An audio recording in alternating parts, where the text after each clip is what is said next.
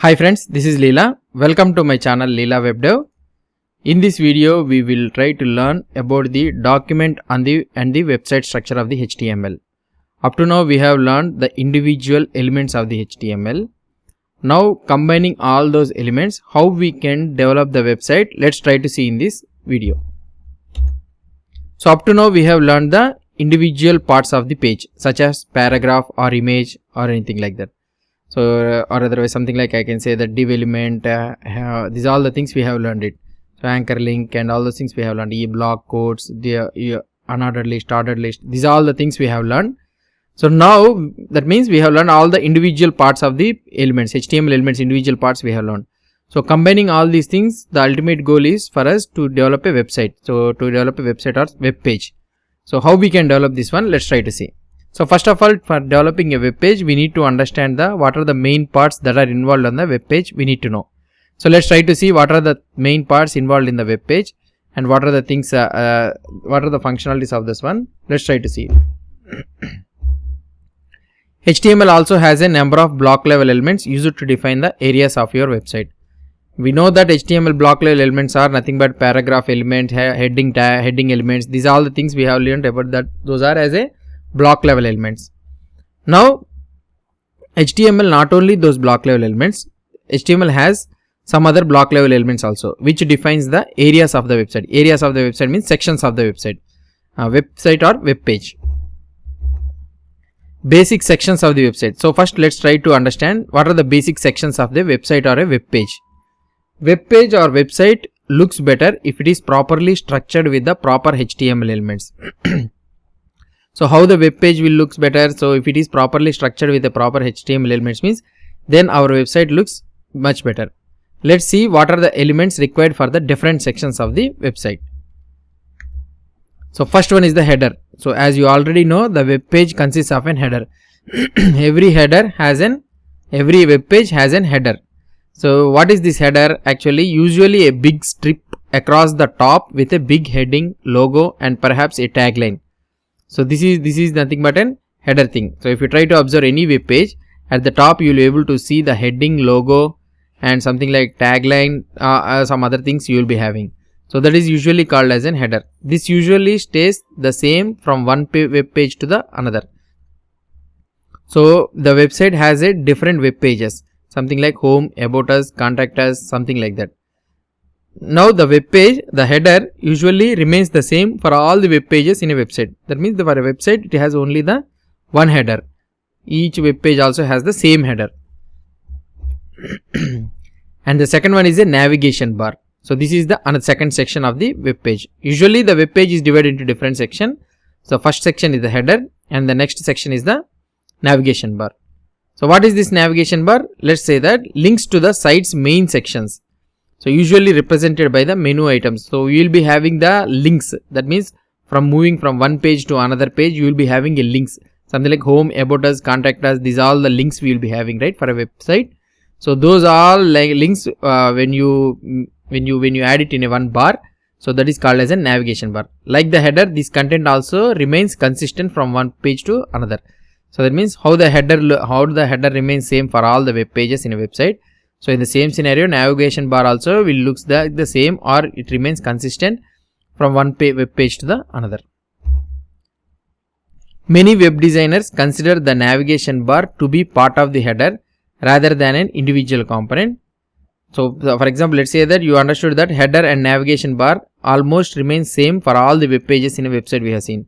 So, normally all the web designers or many web designers, what they will think is the navigation bar is an integral part of the header and they will add the navigation bar inside the header rather than adding it as an individual component. Something like header as an individual component and navigation bar as an individual component. Rather than adding like that, they will add the navigation bar into the header.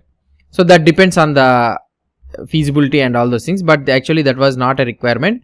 In fact, some also argue that having the two separate is better for accessibility. So, that depends up to the web developers or UI developers or designers. So, it doesn't have the criteria to add navigation bar inside the header or maintaining it as an individual component also. It doesn't matter. And the another section is the main content. So, what is this main content? So in the website section, if you try to see a big area in the center that contains most of the unique content of a web page. So this is the main section which contains the unique content. So this one will differ from one web page to another web page in the website. For example, the video you want to watch, or the main story you are reading, or the map you want to view, or the news headlines, etc. So this is the one part of the website that definitely will vary from page to page. So this is the main content is the important thing. So in between the header, after the header and navigation bar, the main content is the next section. So this content, this is the data, this is the section which the data varies from one web page to the another web page. Now let's try to see the sidebar. So what is this sidebar?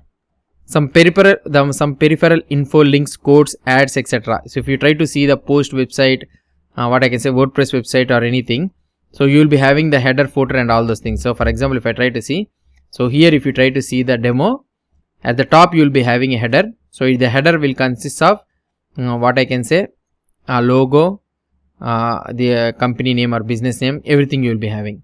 So second one is a navigation bar. So in this navigation bar, you are having list of all the links, something like home, our team, projects, contact and search query.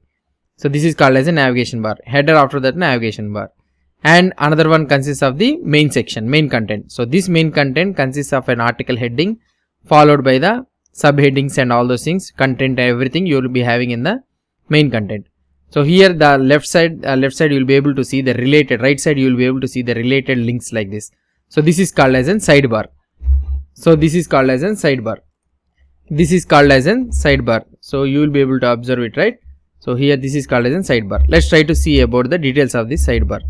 Some peripheral info, links, codes, ads, etc. So these will be added in the sidebar. Usually this is a contextual to what is contained in the main content. For example, on a news articles page, the sidebar might contain the author's bio or links to related articles like this. Normally you will be able to see in the blog websites and bloggers, you will be able to see this type of sidebar thing. So it contains other related articles or others information. So anything. So if you want to show it in the sidebar, you will be showing it. But there are also cases where you find some recurring elements like a secondary navigation system. So there are also cases where you will find some recurring elements like a secondary navigation. So this one is also called as a secondary navigation system. So the last section, what it will comes into the website structure is the footer. The strip across the bottom of the page that generally contains the fine print, copyright notices or contact info. So this is called as a footer. So you will be able to, you will be aware of this one. So at the bottom you will be able to see that copyright 2050 by nobody, all rights reserved. So like this you will be able to see, right, contact us and some details we will be showing it in the footer. So this one is called as an footer section. A strip across the bottom of the page that generally contains the copyright notices or contact info. It is a place to put common information, just like the header, how you will keep the common information, it is also a place. But usually that information is not critical or secondary to the website itself. The footer is also sometimes used for SEO purposes by providing the link for quick access to the popular content. This is normal thing. Now you understood about the footer. Footer is also almost all the time it remains consistent on all the web pages in a website. So here whatever the things are consistent. So here the header is consistent and the navigation bar is also, it will be consistent most of the cases. The main content is the content which will be changing all the time. And also this footer also will be remaining consistent most of the time. So the simple example shown below isn't pretty. So it is not looking very nice. But it is a basic example I am trying to show you. But it is perfectly fine for illustrating a typical website layout. So this is the normal typical website layout will be. So it consists of one header, navigation bar, main content, sidebar and also a footer. So these are the terminologies you need to remember. Some websites have more columns, some are lot more complex, but you should get the idea. So some websites has more complex and all those things you will be having, but you should have to get a basic idea about this one. In our HTML code, you can mark up each sections of the content based on their functionality. You can also use in our HTML code, you can mark up sections of the content based on their functionality. You can also use elements that represents the sections of the content described above. So now you have seen these all the structure of the website. For each section of this of the web page, so HTML has a different types of markups for their functionality according to their respective functionality.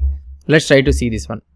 To implement such semantic markup, HTML provides dedicated tags or elements that you can use to represent such sections.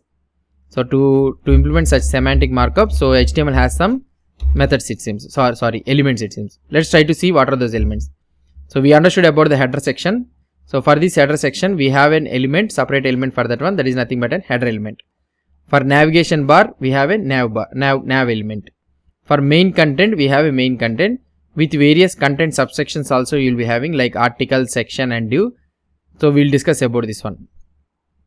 And the another one is in sidebar. So here you will be able to see about the sidebar. So sidebar is aside. So you can use the sidebar navigation, you can use it aside, often placed inside the main. So that depends. So normally most of the cases we will place it inside the main. So that depends. And the last one is then footer. Footer we can represent using the footer element. So each section of the website, so the structure of the web page is divided into different sections, namely header, navigation bar, main content, sidebar and a footer. And for each section, the HTML has a separate markup elements for this one. For header, you have a header element. For navigation bar, you have a nav element. For main content, you have a main element. So in this main element, you can use the subsections like article, section and div. We'll discuss about this one. And sidebar, you have aside, and footer, you have the footer element. So these are the elements that are useful for structuring of the website. So this is all about the document and the website structure using the HTML. So these are the elements we will be using for document and website structure. In the next video, we'll try to see the practical implementation of this one, how we can use these all elements for designing a web page structure. Hope you understood about this one. If you have any doubts or any suggestions, please post the comments below to this video. And if you like this video, please do support me by subscribing to my channel. Thank you.